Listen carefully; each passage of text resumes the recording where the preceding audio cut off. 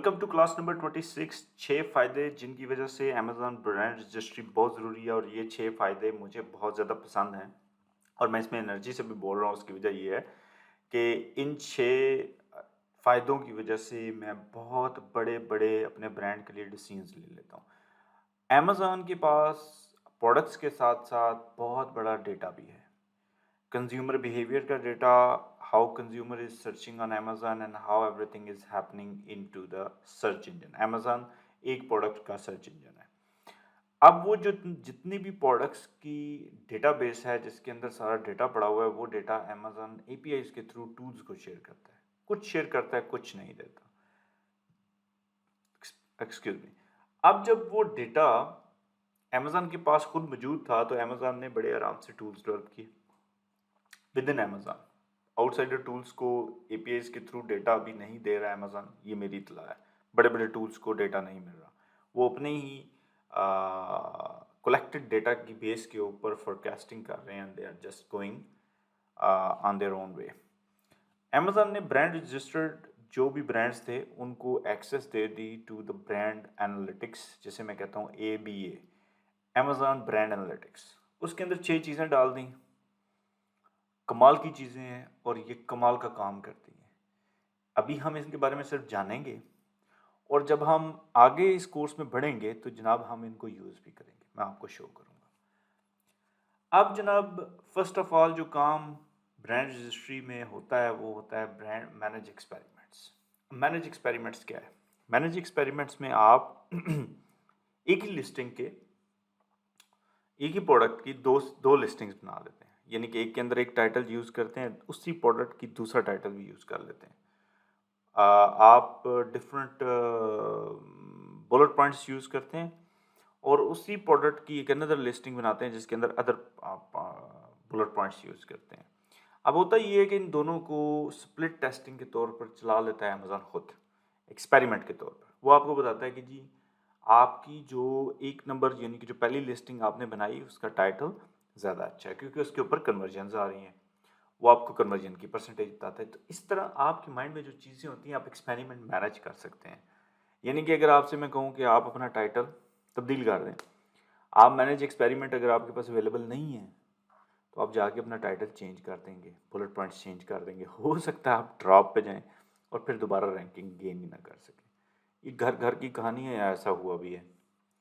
अच्छा, उसके बाद ब्रांड डैशबोर्ड प्रोवाइड करता है अमेज़न, जिसके अंदर डिफरेंट काइंड ऑफ जो चीज़ें होती हैं जिसके अंदर आप कह सकते हैं कि आपके पास consumer behaviour, repeat purchase behaviour, ये भी आता है।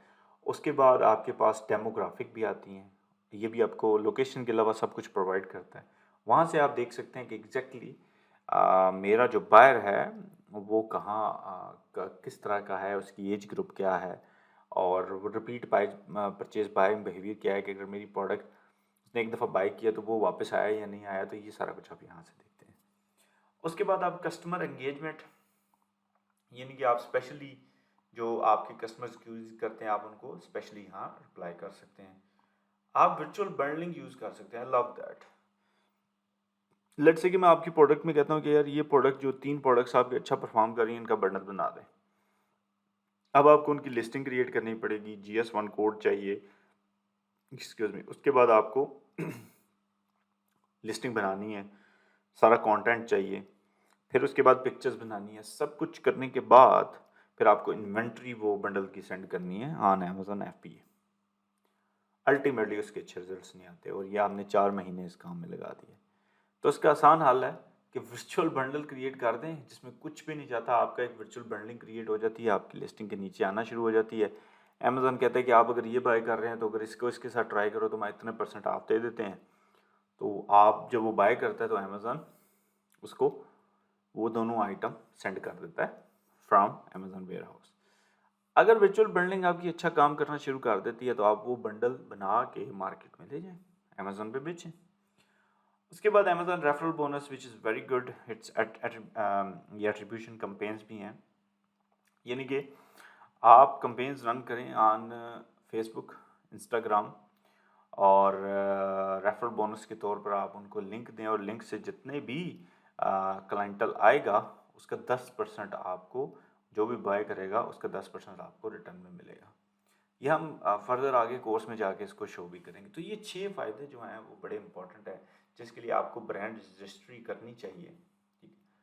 अच्छा, ये ब्रांड डैशबोर्ड जो है इसके अंदर आपको डिफरेंट तरह की चीज़ें जो हैं वो नज़र आएंगी। इस डैशबोर्ड के अंदर आप ब्रांड हेल्थ भी देख सकते हैं, ब्रांड बेनिफिट्स भी देख सकते हैं। अच्छा, सर्च टर्म ऑप्टिमाइज़र भी इसमें आपको नज़र आता है। तो आपको मल्टीपल चीज़ें जो हैं वो इस ब्रांड रजिस्ट्री के बाद मिलती हैं।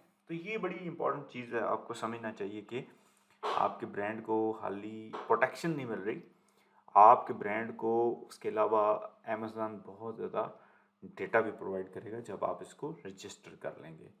तो ये जनाब कुछ कहानी थी, 6 फ़ायदे की हमने बात कर ली।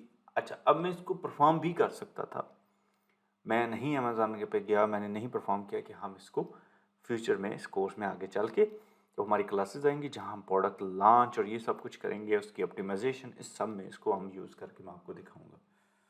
अभी सिर्फ हमने ये समझना है कि इसके बेनिफिट्स हैं क्या, यूज़ नहीं अभी हमने करना है।